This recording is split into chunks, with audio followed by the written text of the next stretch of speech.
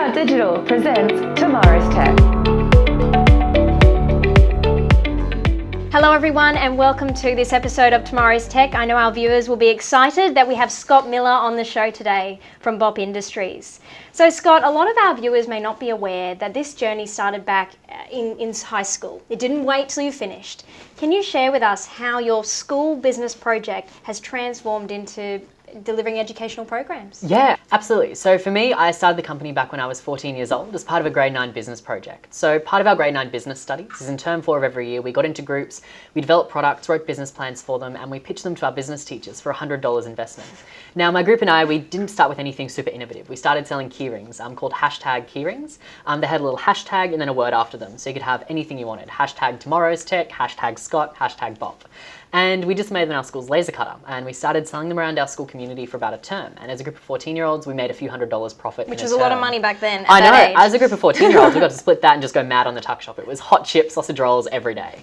But from there, I thought, look, keyrings have been great, but I want to get involved in technology. But for me, I wasn't a techie student at all. Didn't really know how to code, didn't really love technology as a subject, just because I found it wasn't being taught in a really engaging way in school. So as a creative hands-on student, I jumped on YouTube and I typed in cool tech tutorials and found a tutorial teaching me how to make holograms, like you see in Star Wars and Iron Man, out of nothing but some cutout CD cases and tape. So as I just turned 16 years old, I went downstairs, raided Mum's CD case cabinet and started cutting out these CD cases and taping them together. And within one night, I'd created my first hologram with a jellyfish floating on top of my phone.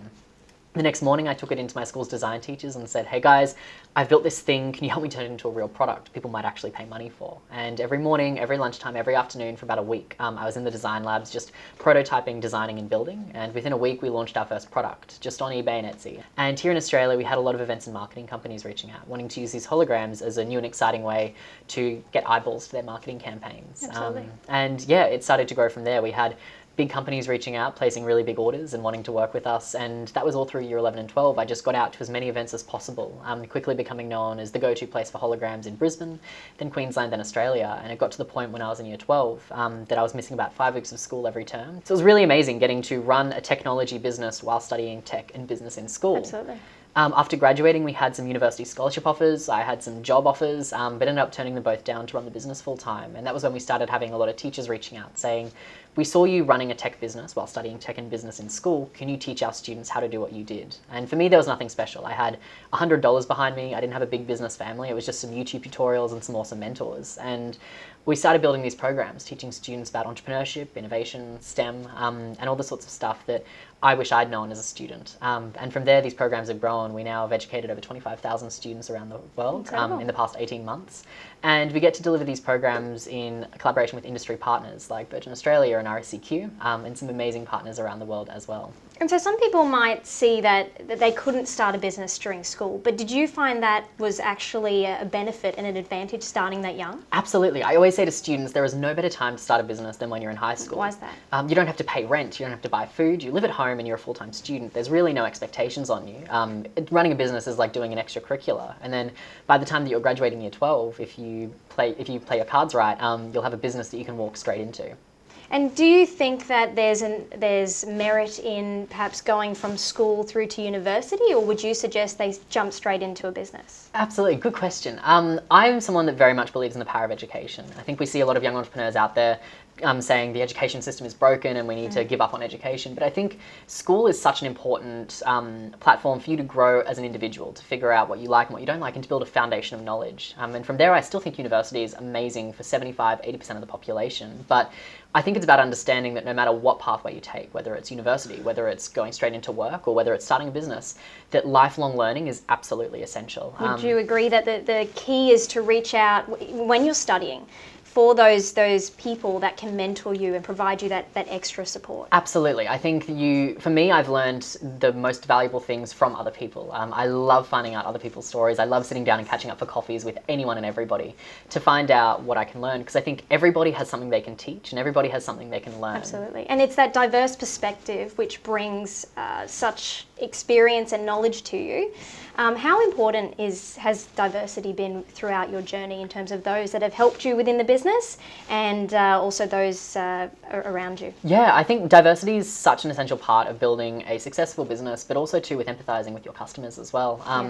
For me, I've had some fantastic mentors from a whole range of diverse backgrounds, and I think because of that, we've built a really diverse team. I even had one of my team said to me the other day, they said, Scott, I think we just need to get some more straight white males on the team because I don't think we have any. I'm like, fair point. Look, that's a change. It's a change. But at the same time, one thing that I love doing as well is, as a young LGBT person myself, going out there and saying, hey, it's not one or the other. Like you can be, I think we see, especially in the LGBT community, a lot of these people going out and partying and being drag queens and being style masters, but we don't often see them in the professional field. So for me, being able to go out and be a successful young professional and say, yes, I'm a successful young professional, but I'm also gay, I think is really powerful as well for all those young LGBT people out there saying, wow, I can be really successful in my career as a young professional and doing something that I really love, whilst also being gay. Absolutely, and people can see so many different parts of themselves in you, whether they're a young male, whether they're gay, whether they're just have the passion that you have with what you do. Absolutely, and I think a lot of that comes from, for me, I had a really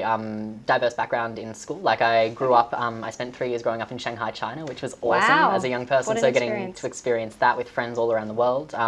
I wasn't a typical STEM or business student either. I loved my performing arts. I could always be found in the drama or dance rooms. I also love my sciences and I love my sport as well. So getting to bring all of those different experiences together, I think has really shaped me to be who I am today. But also too, to have such diverse areas of interest, which always take me in different directions and present opportunities. Okay, so another question I had for you, Scott, was there are a lot of ed tech programs out there and they don't all succeed. So what has been the secret sauce for it that enables BOP to fit in with be welcomed by the school community, but also being able to push the boundaries with students and encourage them to focus on creativity, on innovation, technology and entrepreneurship? Absolutely. I think the education space is one that I'm very excited to be in. I think it's something that's going to be disrupted really rapidly and really dramatically in the next 10 years. But I think at the same time, schools are very risk adverse and the education system is very risk adverse, and rightfully so. They've got a lot of pressure on their shoulders. For us, what we really try and do is meet the schools and meet our teachers where they are right now. And that's by delivering products that they're really comfortable with. For example, we go in delivering workshops and masterclasses. It's something that schools have been doing for decades and something teachers are really comfortable with. They know what a masterclass is, they know what they should be getting from it, and they know how much they should pay for it. So we go in and we deliver these products they're already familiar with. As we do that, we start to build that trust, build that relationship, and continue to introduce them to new ideas, but also to be that cheerleader in the corner. Quite often we find a lot of teachers trying to push the innovation, STEM and entrepreneurship agenda.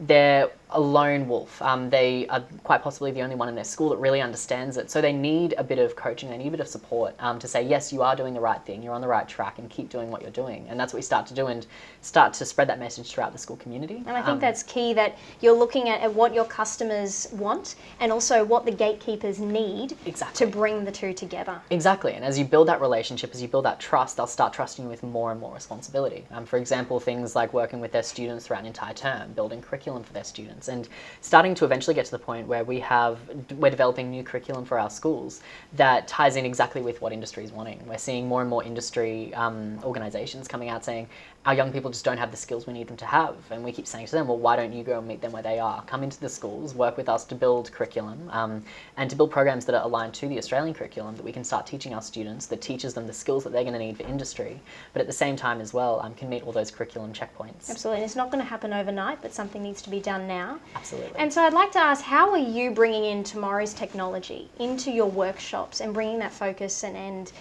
allowing students to interact with that at such a young age? Absolutely. I think for us, what we really try and do is we try and get our students to dream, get them to understand what is possible and what they can do from right here in Brisbane or from anywhere in Australia. And for us, it's about exposing them to a whole range of new and emerging technologies, but really trying to break that stereotype that to work in technology, you've got to be a hardcore coder or a hardcore developer that just sits behind a computer and smashes out code all day. For me, I work with technology on a daily basis. I work in a tech company, but I don't know how to code.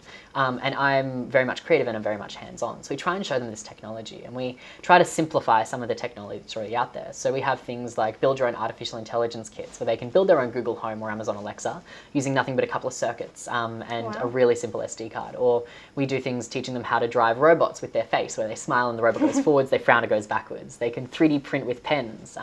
They can color in and build their own augmented reality experiences. Showing them the creative side of technology and showing them that tech can be creative, can be hands-on. And it can be fun. Exactly, it can be fun. It's not a laborious task. I remember for me when I was learning how to code in school, the way we were taught how to code was by given a 50-slide PowerPoint full of just screenshots of our teacher's computer and their code, and we were told, copy it from our computer into your computer and you'll get some sort of a blog or a website How inspiring. out of it. I'm like, oh, great. And I remember them saying, yeah, just do this and we'll get through the term. And I was like, oh, that's exciting. Like, that's what technology should be. Yeah. So I think it's about showing them all the exciting stuff, getting them to dream and showing them the opportunities that are available with this tech and showing them how they can make a start on it right now. And it sounds like the students that would be coming out from the BOP programs, they're the kind of students that we want to see driving business within our community. So how do we connect them from going through the BOP program into coming into, for example, the ecosystems, the innovation ecosystems here? Absolutely. I always say that our young people, they have such a unique perspective. Like this generation, Generation Z, that's born between 1995 and 2010. Okay. For me, I was born in the year 2000. We have grown up in a world unlike any other generation before. So for me, being born in the year 2000, Wi-Fi hit the mainstream before I started primary school. My first iPhone was an iPhone 4S, and Facebook hit 1 billion monthly active users before I started high school. So I really don't know a world without social media, without touchcreen devices, and without constant connectivity. Which is very representative of the students today. Absolutely. And for us, it's about understanding that they think about the world so differently. I was reading a report the other day that showed that young professionals under the age of 30 are willing to take up to a 33% pay cut to work for a company or a cause that they truly believe in. Our generation, we're fired up about the world. We understand there are so many problems that have got to be fixed in the very near future, and kids these days, they're not going to wait around for our adults to fix it.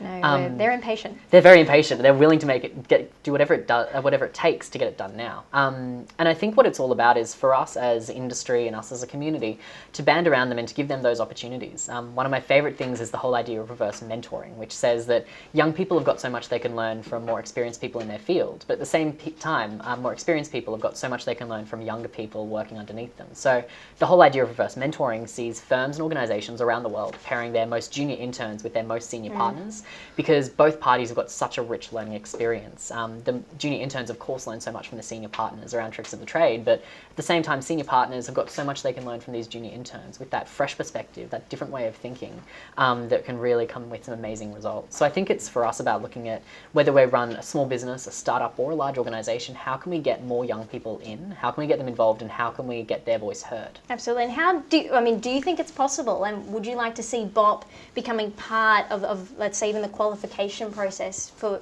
entrepreneurs to come into an environment like this, particularly those that are younger? Absolutely. I think for us, what we really try and do is we want to breed a really high quality of student, a student that is passionate, that's driven, and that knows what they want, they know how they're going to get it. Absolutely.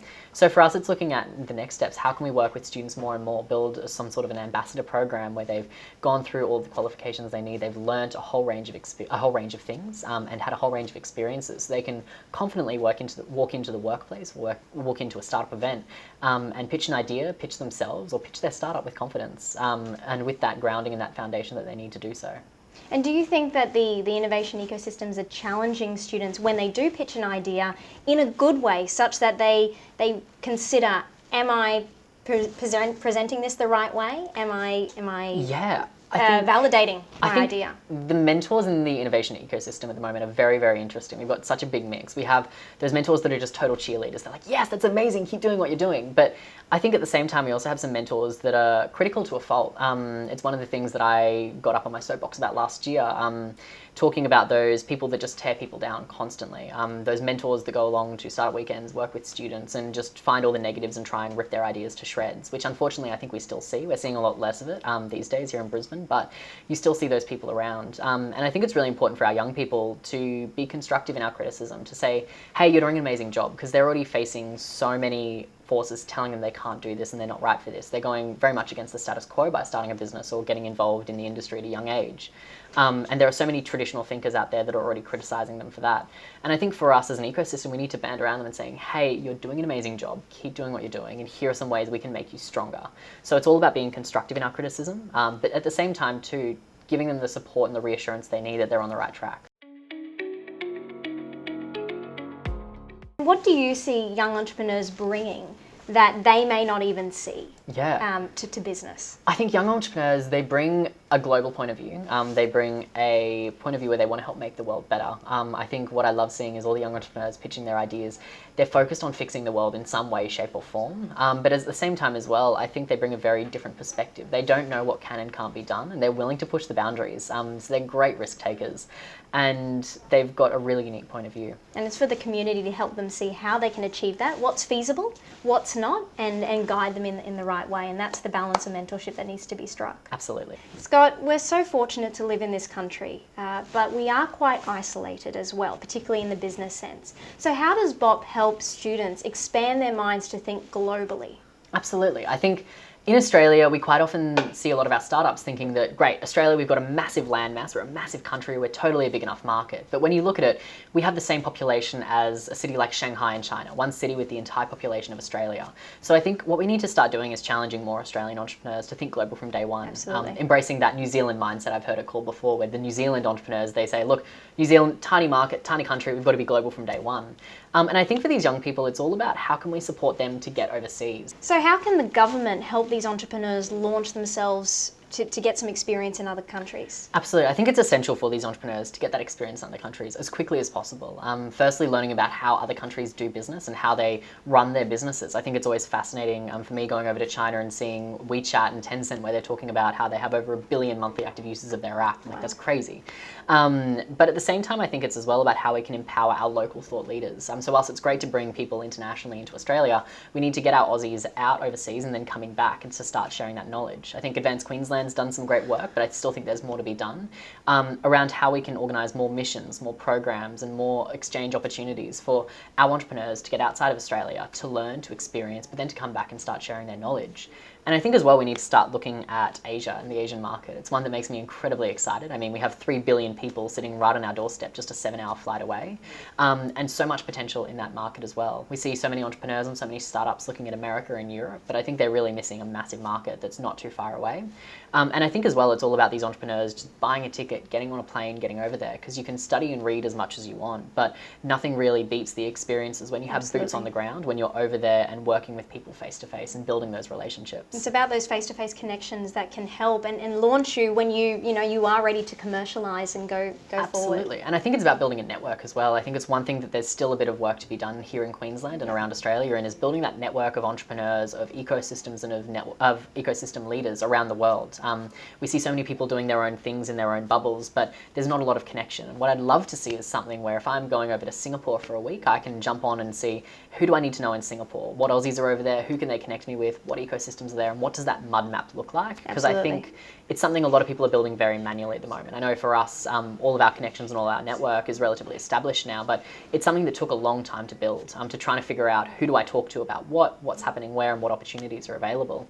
And a way to make that easier for new entrepreneurs and entrepreneurs just breaking into the space here would be phenomenal. So we can build that Australian ecosystem that's present around the world. We've got Aussies in every country. Let's see how we can activate them and engage them for our entrepreneurs wanting to go global. Absolutely, and take the best parts from overseas and bring them back here. Absolutely. I think that's a key thing that needs to be done. Exactly. I think that knowledge sharing is definitely something that we need more of, and those experiences. So thank you very much, Scott. I'm excited to see what comes next for BOP. And thank you to our viewers for joining us on Tomorrow's Tech. We look forward to seeing you again soon, and be sure to join us on Tomorrow's Tech's social media platforms. See you next time.